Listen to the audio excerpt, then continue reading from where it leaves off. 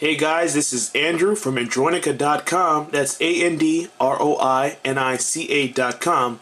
And I'm here with you today because I'm taking a look at the Samsung Inspire 4G, available now on AT&T. Now this is the latest and greatest from Samsung, so you know it's running TouchWiz UI. It's got Android 2.2 at the moment, a little disappointing. But when you see the other stuff on this phone, you might be able to overlook it. Like I said, it's TouchWiz, so you know that it's got the horizontal app drawer. But unlike the one on Verizon, this installs apps according to alphabetical order rather than when you installed them. So you don't have to go around and say, hey, when did I install LiveShare again? Oh, I go to L, LiveShare. It's right there. Also, you can press menu, edit. Right now it's set to normal, but I can change it to a customizable grid. So if you are one of the people that want to spend 12 days reorganizing the order of it, I want to put my music and my media apps together, that's an option that you can have. When you're done, you press back, and just like that, it's changed, okay? Now you see LM right there. Okay, what else do you have here? You've got Samsung Media Hub. This is where you go to rent movies, rent TV shows. The great thing about this is that Samsung is giving you a $25 credit for everyone who buys this. So I enter my coupon code that comes with it. I pay them money. I unlock it the first time going on the internet. I press a button once I've downloaded, and just like that, I'm watching Parks and Recs. Now, you will want to watch Parks and Recs because this screen is incredible. This screen is beautiful. It's Super AMOLED Plus, and you know that means it's better looking, more efficient. You're going to have a longer battery life, surprisingly. And, oh, did I not mention that the screen is 4.5 inches big? It's freaking huge! It's like the biggest screen I've seen on a phone other than the Dell Streak. But the difference between this and the Dell Streak's like this thick. The Infuse 4G, this thick. Look at that. See how thin that is? I usually have like a million phones here for comparison's sake. But if you don't believe me, walk into an AT&T store tomorrow. Take a look at this phone and tell me it's not one of the thinnest phones you've ever seen at this size. 4.5 inch screen, and that surprisingly has very little effect on battery life. You'd think with a screen this big, battery would die in like 2 seconds, but it actually performed pretty well for me. Let's see what else is available on this phone. Okay, some things you need to know about this phone. No, it's not running dual core, but it is running 1.2 gigahertz. It's very good. It kept up with everything that I needed to do. I didn't have any lag. I didn't have any stuttering or freezing up. So I was very pleased with it in that regard. It's got the nice little TouchWiz UI that you've seen before. It has a front-facing camera for 1.2 megapixel self-portraits, I should say. It cannot record video because of hardware limitations.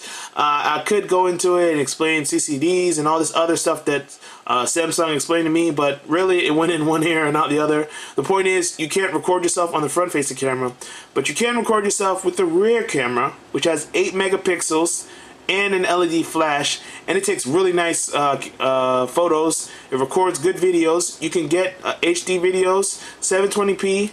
You can get up to 1280 by 780 resolution. I'm not sure. Don't quote me. I'll put a note at the bottom.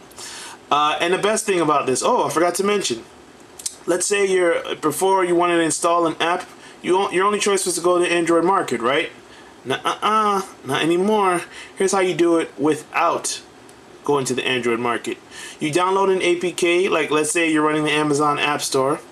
You press menu, you go to settings, applications, and where is it? Unknown sources. You see that? When you click that, now you're able to download APKs and install them directly to your phone. This is the first AT&T phone that's been able to do that since, I don't know, since sliced bread, basically.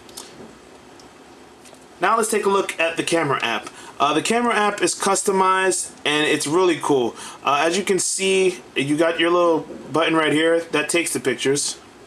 And then once you take it, you tap on this and you can go to the gallery, you can share it, set as your wallpaper, you can do a number of things. But what I like about this camera app is that it has a lot of customization features.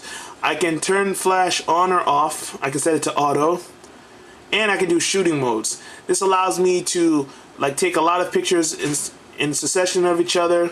You know, I'm going like that. You know, boom, boom. Usually you have to wait the little stutter seconds. I hold down on this button. That's not a problem, right? Okay. I can also do smile. That recognizes when people in the photo smile, it'll snap a picture. I can do add me, where I insert myself in a picture. Action shot, which will slow it down. So if if your kid's running around and you want to catch them in movement, use an action shot photo. My favorite thing about Samsung, this was on the Epic and on the Vibrant as well, the panoramic pictures. You take a bunch of photos going like this, like of a city street, and you go in a circle, well, not a full circle, but like a half circle, and you take as many pictures as you can, and it meshes all of them together. It's really nice. It's a really cool feature. You can also play with the exposure. So let's say you're outside and there's too much sunlight.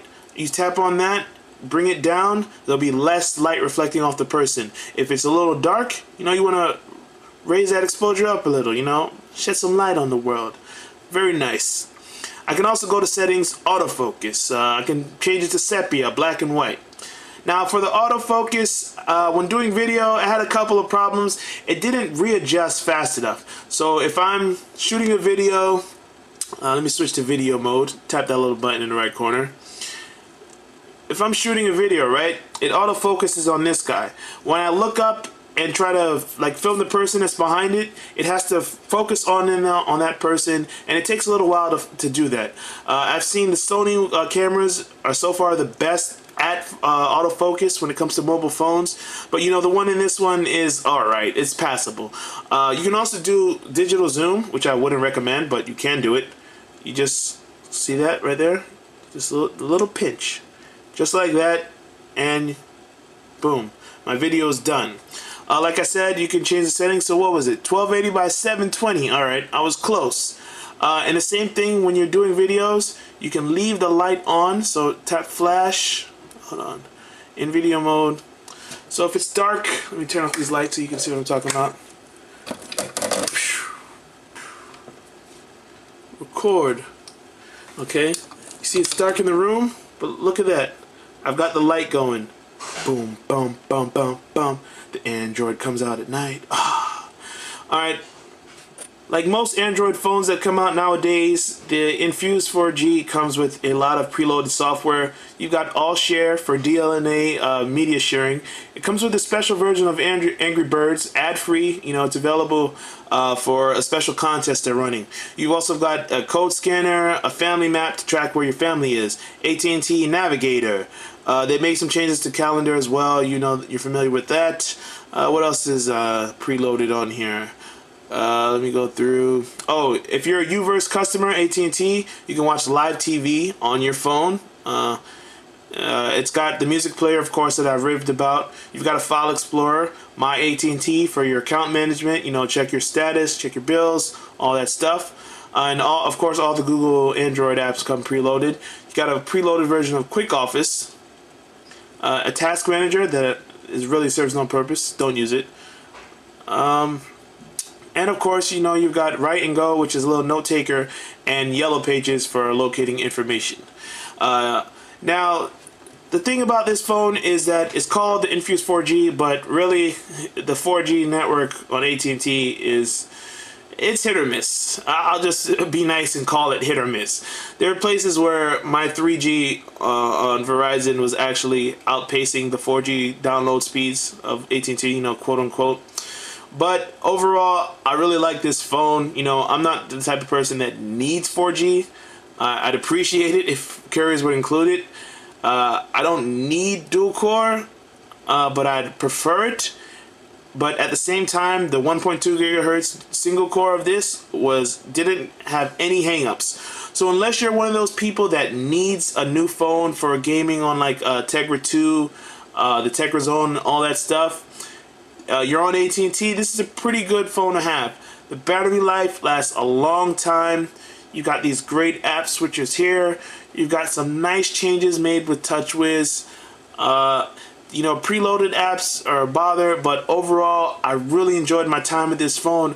I'm actually surprised that I'm regretting sending it back. AT&T, help a brother out. I was nice to you. No, just joking. I gotta send it back anyway. I've got like 3 other phones that I need to review coming down the pipeline. But like I said, this phone is really nice. It's my personal favorite of everything that AT&T offers at the moment.